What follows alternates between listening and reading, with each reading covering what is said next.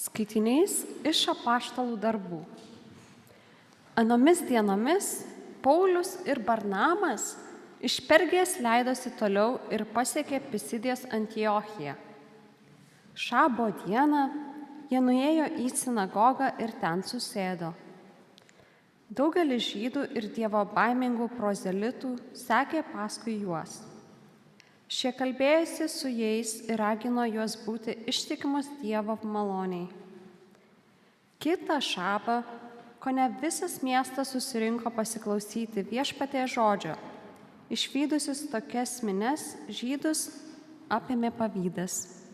Ir jie piktžodžiaudami ėmė prieštarauti Pauliaus kalbai. Tuomet Paulius ir Barnabas drąsiai pasakė: pirmiausia, jums turėjo būti skelbiamas Dievo žodis, kadangi jūs jį atmetate ir patys laikote save nevertais amžinojo gyvenimo. Tai mes kreipėmės į pagones. Taip pat mums liepė Viešpats: paskyriau tave, kad būtum šviesa pagonims, kad gelbėtum juos iki pat žemės pakraščių. Tai girdėdami, pagonys džiaugiasi ir šlovino Viešpaties žodį, ir įtikėjo visi paskirtieji amžinajam gyvenimui. Taip Viešpaties žodis išplito po visą kraštą. Tuo tarpu žydai sukurstė maldingas bei kilmingas moteris ir įtakingus miesto piliečius. Jie sukėlė Pauliaus ir Barnabo persekiojimą ir išvijo juos iš savo žemių. O tie nusikratę prieš juos nuo kojų dulkės atvyko į Ikoniją. Mokiniai buvo pilni džiaugsmo ir šventosios dvasios. Tai Dievo žodis.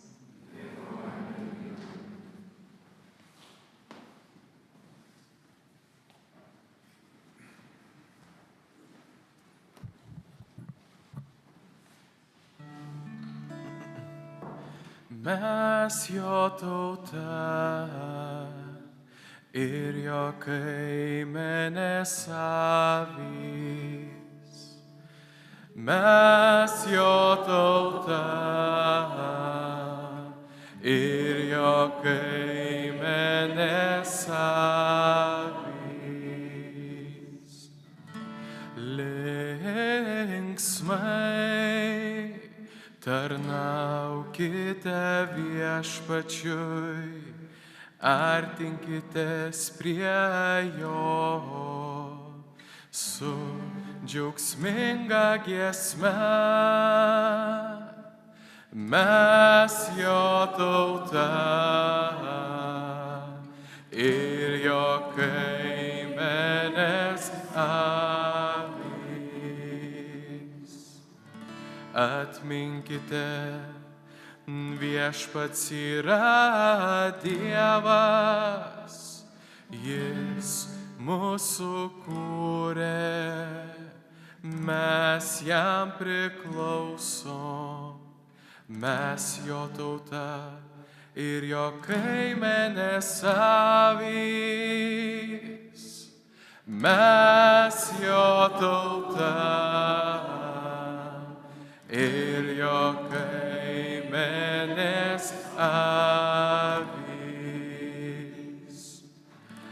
Nes geras mūsų Viešpats, amžina jo meilė per kartų kartas, jo ištikimybė.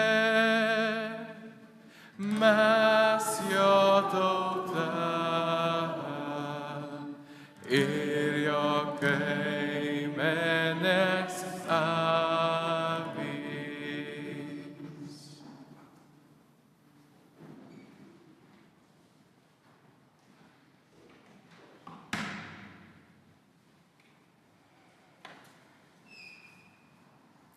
Skaitinys iš apreiškimo šventajam apaštalui Jonui.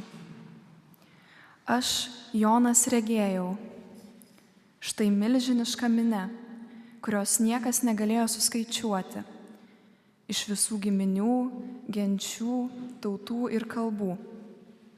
Visi stovėjo priešais sostą ir avinėlį, apsisiautę baltais apsiaustais, su palmių šakomis rankose. Vienas iš vyresniųjų man tarė: jie atėjo iš didžio sielvarto, jie išplovė savo apsiaustus ir juos išbaltino avinėlio krauju. Todėl jie stovi prieš Dievo sostą ir tarnauja jam dieną naktį jo šventovėje, o sėdintysis soste išskleis ant jų padangtę. Jie nebeelgs, nebetrokš, nebekepins jų saulė, nei jokia kaitra. Nes avinėlis, kuris stovi prieš sostą, juos ganys ir vedžios prie gyvybės vandens šaltinių. Ir Dievas nušuostys kiekvieną ašarą nuo jų akių. Tai Dievo žodis.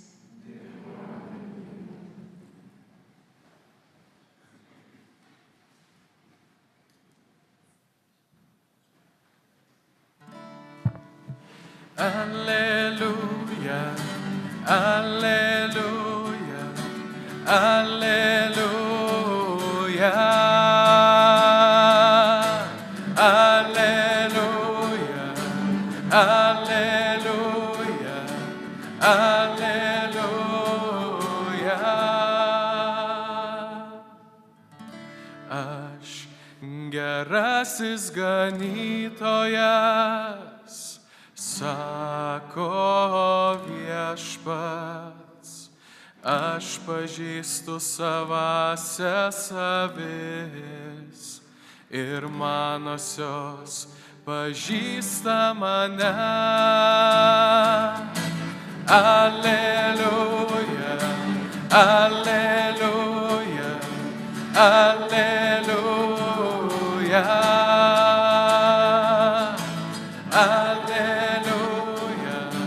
Alleluja, alleluja.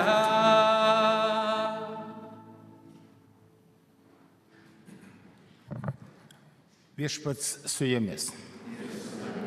Iš Šventosios Evangelijos pagal Joną.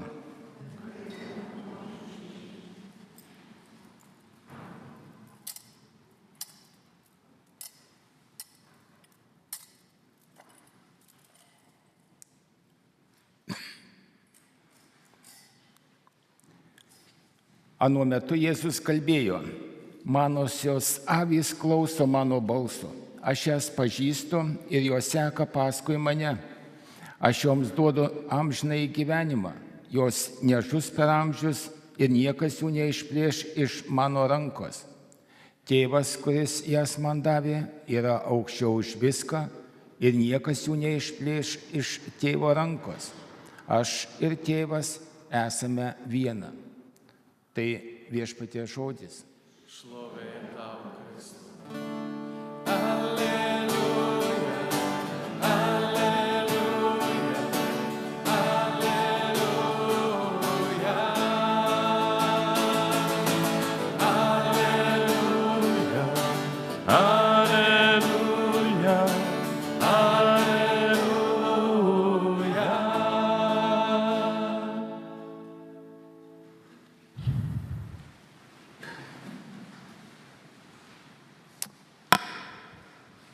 Gražus sekmadienio pavadinimas.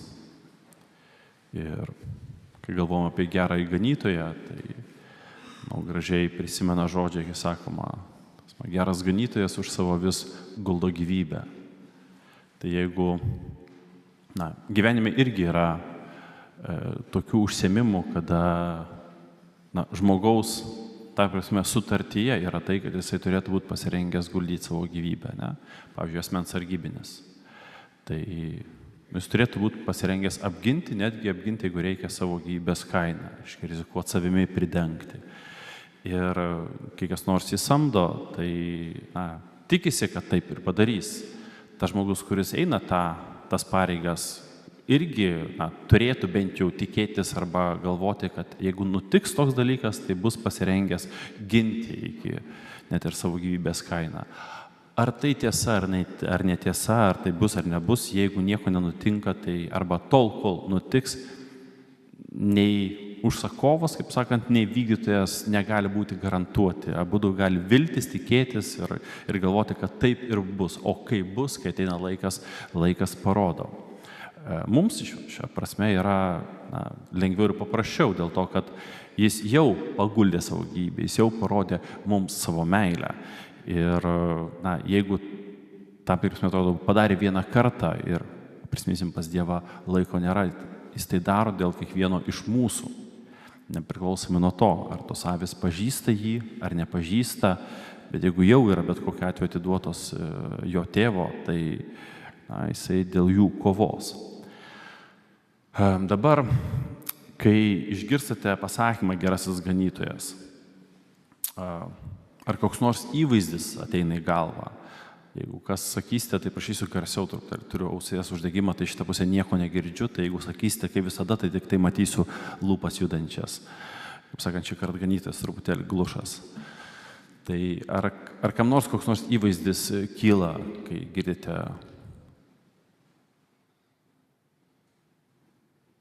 Ar jūs čia taip tyliai sakote, ar iš tiesų nieko? Rimtai niekas jokių ten, nežinau, paveikslų neatsimenate?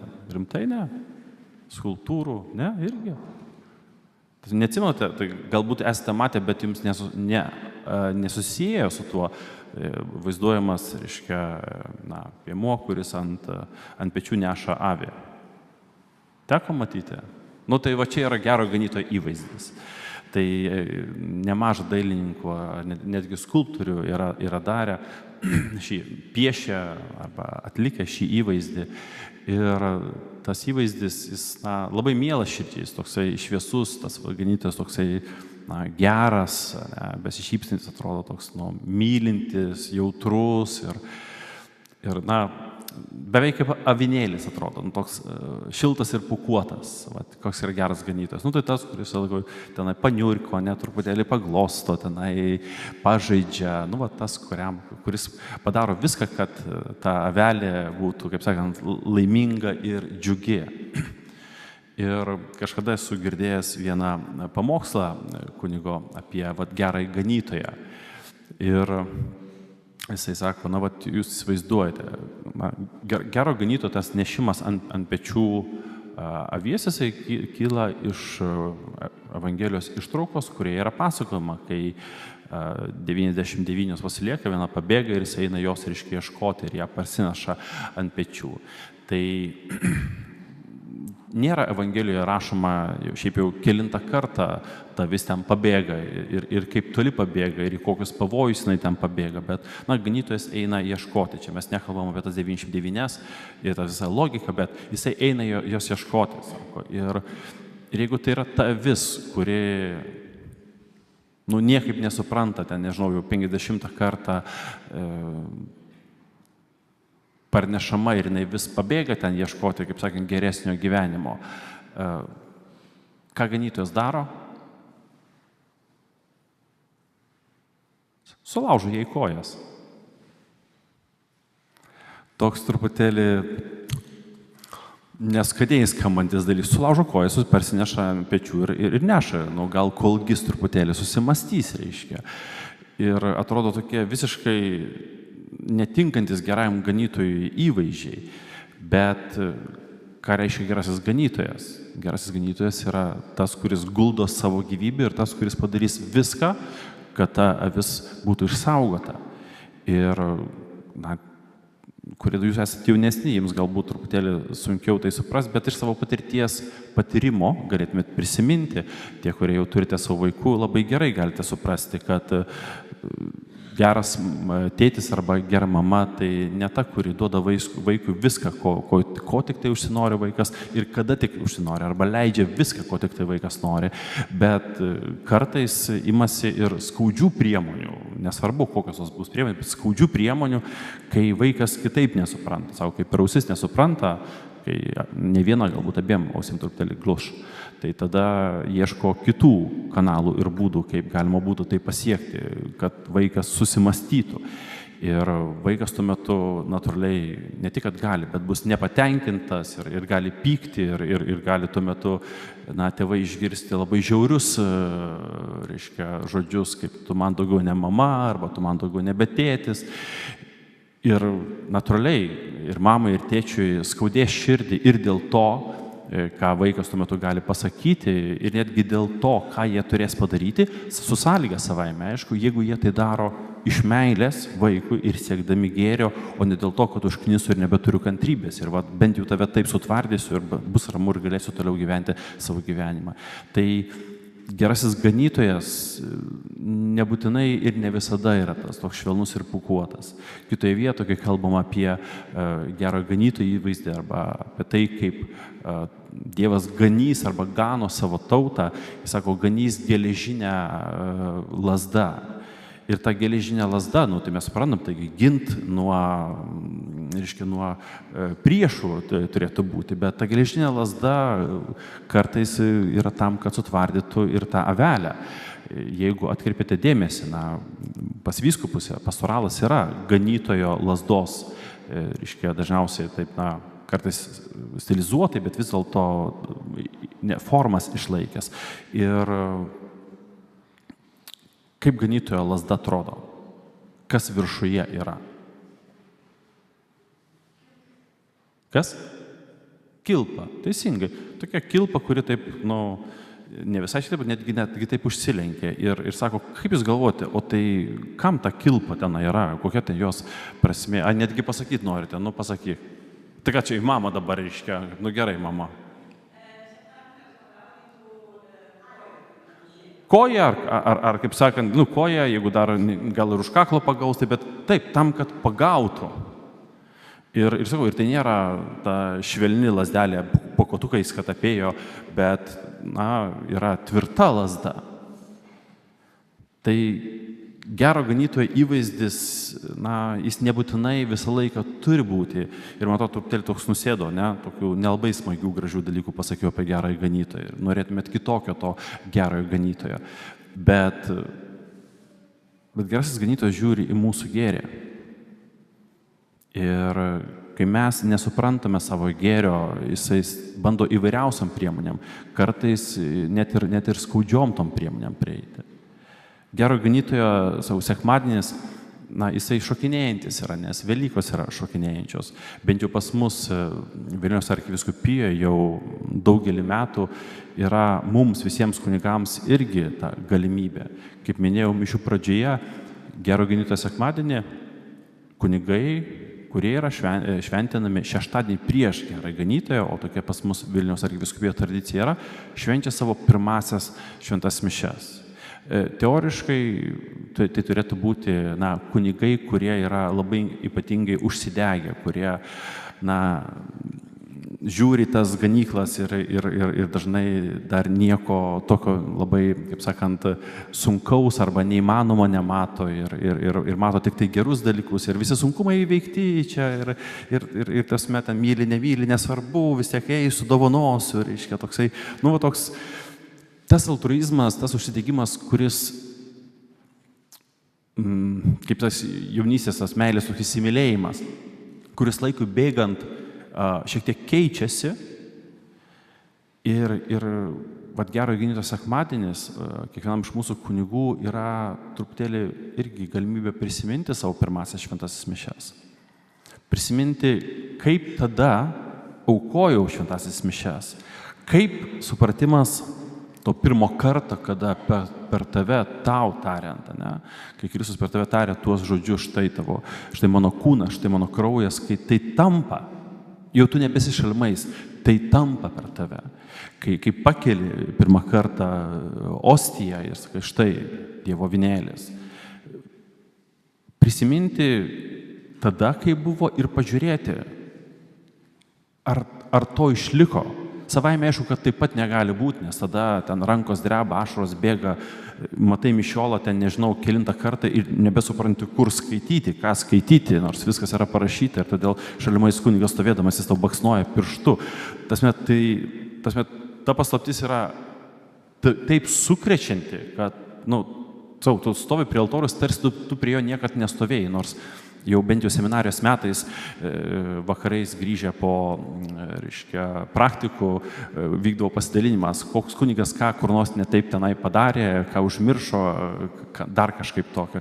Ir staiga tarsi naujas, tarsi niekada prie mišiolo, nestovėjęs, bet kalba apie tą jautrumą ir supratimą.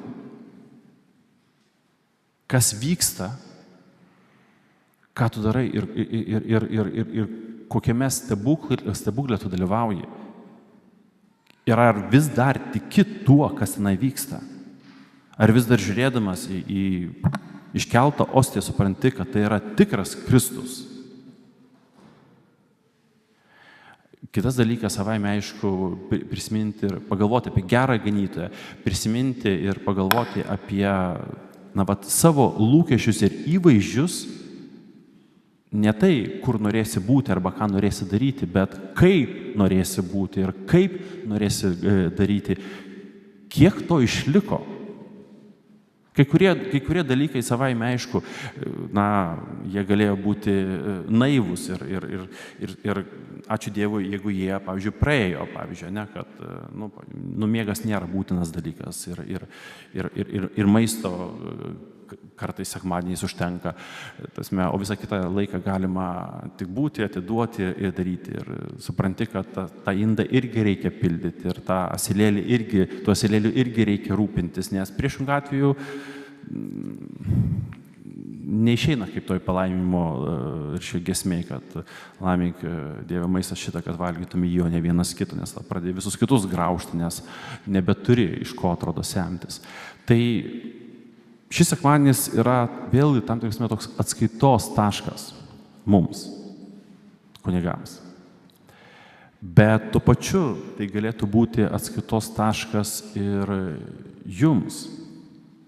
Vienas dalykas, galvojant, kas arba koks turėtų būti gerasis ganytojas.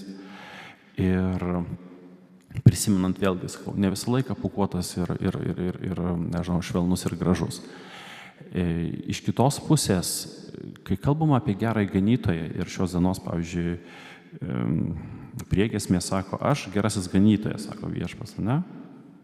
Ir tas sako, aš pažįstu savąsias avis ir